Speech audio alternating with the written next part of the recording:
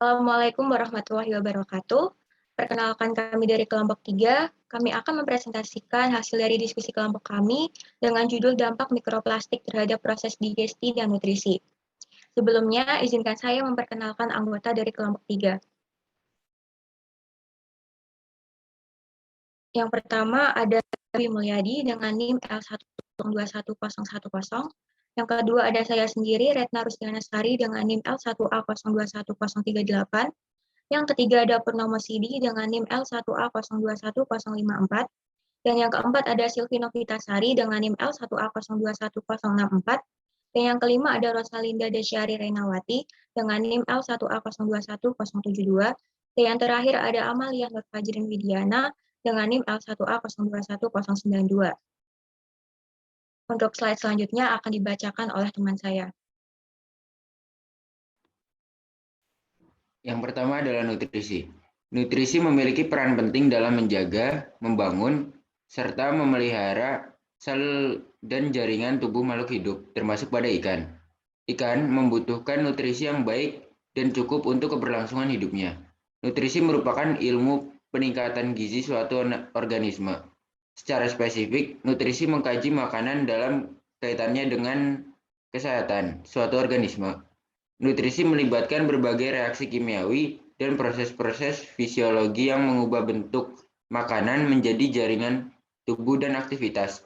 Hal tersebut melibatkan pemangsaan atau penelanan dan pencernaan atau absorpsi dari berbagai nutrien. Selanjutnya akan dilanjutkan oleh teman saya.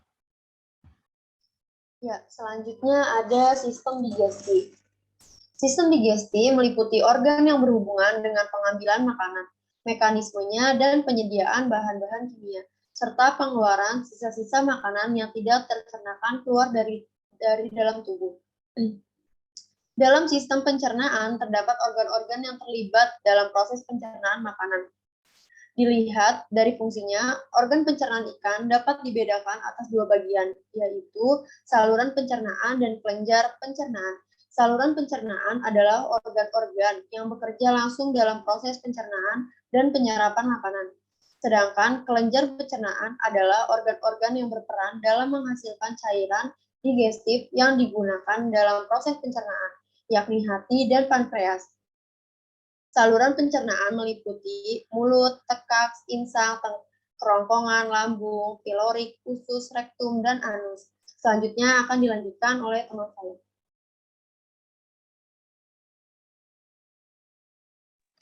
Baik, kita masuk ke latar belakang. Plastik adalah salah satu polimer sintetis yang hampir seluruhnya tersusun atas atom hidrogen dan karbon. Plastik sendiri bersifat kuat, tahan karat, tidak mudah pecah, mudah diberi warna, ringan, fleksibel, dan mudah dibentuk. Namun, jika plastik telah menjadi sampah akan berdampak negatif terhadap lingkungan, karena tidak dapat terurai dengan cepat. Berdasarkan kajian cepat, yakni hotspot sampah perairan di Indonesia yang dilakukan oleh World Bank bekerja sama dengan instansi pemerintah seperti Kementerian Koordinator Bidang Kemaritiman, pada tahun 2018 tercatat sebanyak 3,22 juta ton sampah yang tidak bisa terkelola dengan baik. Plastik akan tetap berada di air atau tenggelam di dasar perairan dalam waktu yang lama. Mikroplastik merupakan plastik yang berukuran kurang dari 5 mm. Proses terbentuknya mikroplastik ada 3, yakni secara biologis, kimiawi, dan fisik. Proses biologis melibatkan jamur dan bakteri. Proses secara kimiawi melibatkan tahapan hidrolisis serta oksidasi. Lalu proses secara fisik melibatkan adanya paparan sinar matahari, pencucian, perubahan iklim, dan tekanan mekanis. Tidak hanya itu, berdasarkan sumbernya, mikroplastik dibagi menjadi 2, yakni mikroplastik primer dan mikroplastik sekunder. Mikroplastik primer merupakan bentukan asli dari mikroplastik itu sendiri, seperti contohnya ada produk-produk kecantikan atau scrub. Sedangkan mikroplastik sekunder itu merupakan hasil dari fragmentasi plastik berukuran besar. Contohnya fragmentasi benang, pakaian, jaring ikan, dan botol plastik. Next slide.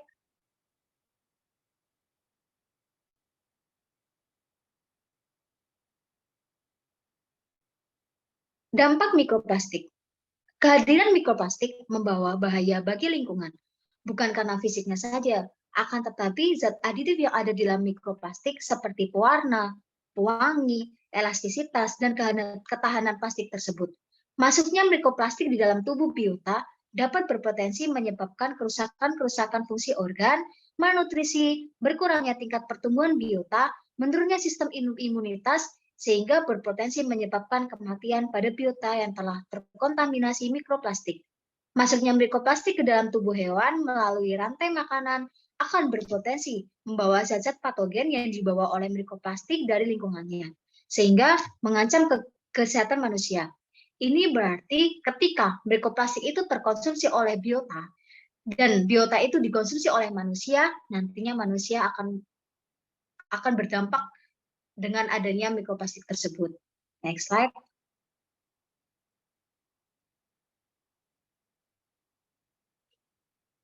Berdasarkan dari diskusi kelompok kami mengangkat beberapa jurnal. Di antaranya ada jurnal yang berjudul Identifikasi Mikroplastik pada Sistem Pencernaan Ikan Nila atau yang memiliki nama ilmiah Oreochromus niloticus di Kali Pelayaran Kabupaten Sidoarjo. Berdasarkan penelitian yang dilakukan oleh Nur Diana dan kawan-kawan pada tahun 2021, mendapatkan hasil bahwa semua sampel air Kali Pelayaran positif terkontaminasi mikroplastik. Air Kali Pelayaran sendiri digunakan sebagai bahan baku air minum untuk instalasi pengolahan air atau IPA dari PDAM Taman Tirta. Sumber pencemaran yang masuk ke badan air Kali Pelayaran berasal dari polutan dari kanal Mangetan, limbah domestik, pemukiman penduduk, pertanian, dan limbah industri di sekitar Kali Pelayaran. Kontaminasi mikroplastik pada saluran pencernaan ikan nila di keramba Kali Pelayaran dapat melalui dua jalur, yakni secara langsung, di mana ikan menganggap bahwa partikel mikroplastik yang berada di perairan adalah makanannya atau zooplankton. Terjadilah istilah kekenyangan palsu. Dan secara tidak langsungnya melalui proses rantai makanan, yakni ketika plankton memakan mikroplastik, kemudian plankton tersebut dimakan oleh ikan, dan akhirnya ikan terkontaminasi mikroplastik juga. Next slide. Nah, ketika mikroplastik itu masuk ke dalam pencernaan ikan nila, apa sih dampaknya? Yaitu dampak pada sistem pencernaan ikan nila sendiri, mengganggu pencernaan ikan nila seperti penyaringan makanan yang tersumbat dan ususnya berisi mikroplastik. Mikroplastik akan terakumulasi di saluran pencernaan yang berpotensi melukai dan menyumbat saluran pencernaan, serta senyawa polimer pada mikroplastik yang beracun akan mengganggu fisiologis tubuh ikan nila. Next slide. Selanjutnya, dari jurnal yang berbeda didapatkan beberapa kesimpulan terkait mikroplastik dengan judul Separation and Identification of Microplastic in Digestive System of Bivalve. Sampel uji mikroplastik pada kerang jenis Calamis farari dan Mythus galloproficialis yang dibeli di 5 pasar yang berbeda di daerah Guangdong, Cina, dan Mytilus galloproficialis yang diambil dari pantai berbatu di distrik Guangdong, Cina. Hasil yang didapatkan berdasarkan penelitian yang dilakukan, pada regen yang digunakan yang paling aktif adalah 10% KOH dari hasil H2O2 30% karena H2O2 meninggalkan sisa pada sampel. Yang selanjutnya, Calamis farari dan Mythus galloproficialis yang dibeli di 5 pasar yang berbeda memiliki pencernaan yang lebih besar daripada Mytilus yang berada di alam liar. Mengapa? Karena Calamis farari dan Mytilus galloproficialis yang dibeli di pasar dibesarkan melalui proses budidaya. Selanjutnya, ada beberapa bentuk mikroplastik yang ditemukan, termasuknya ada serat dengan kontaminasi sebesar 84,11%, ada fragmen dengan kontaminasi sebesar 14,94%, dan yang terakhir ada butiran dengan berat 0,95%. Selanjutnya, mikroplastik yang ditemukan berwarna hitam, biru, dan hijau dengan ukuran rata-rata 500 mikrometer.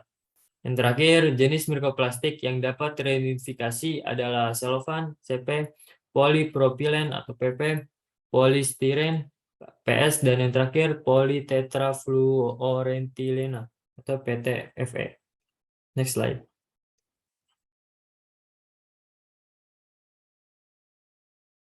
Oke, selanjutnya jurnal yang kami ambil dari kelompok itu berjudul Effect of Microplastic on the Population Dynamics of a Marine Copepod Inside from a Laboratory Experiment and a Mechanistic Model, atau pengaruh mikroplastik terhadap dinamika populasi kopepoda laut yang diambil dari wawasan laboratorium eksperimen dan model mekanisme. Nah, pada penelitian kali ini dilakukan 2 langkah metodologi yang diterapkan.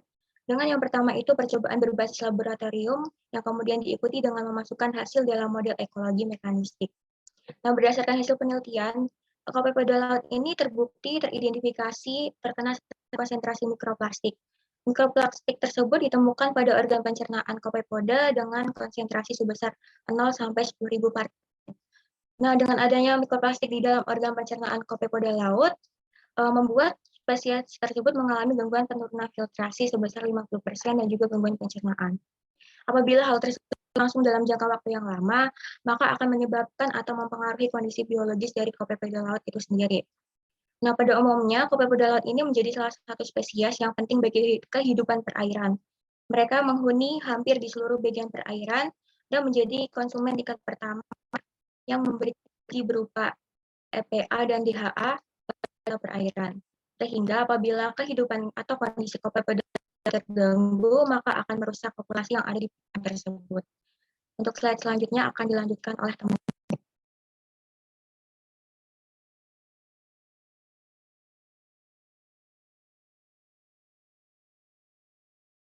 Kesimpulan pada presentasi kali ini yaitu mikroplastik yang masuk ke dalam tubuh ikan akan membawa beberapa dampak negatif bagi ikan tersebut. Dikarenakan sifat dasar mikroplastik itu sendiri bahwa potongan plastik juga melarutkan bahan kimia berbahaya seperti bisphenol A atau BPA yang mengganggu hormon hingga pestisida yang dapat mengganggu fungsi kekebalan tubuh. Hal ini juga menghambat pertumbuhan tubuh dan reproduksi dari ikan itu sendiri. Mikroplastik yang masuk dalam sistem pencernaan ikan juga dapat menyebabkan dampak negatif, yakni mengganggu pencernaan ikan seperti penyaringan makanannya tersumbat dan ususnya berisi mikroplastik. Sekian dari presentasi kelompok 3, kurang lebihnya mohon maaf. Wassalamualaikum warahmatullahi wabarakatuh.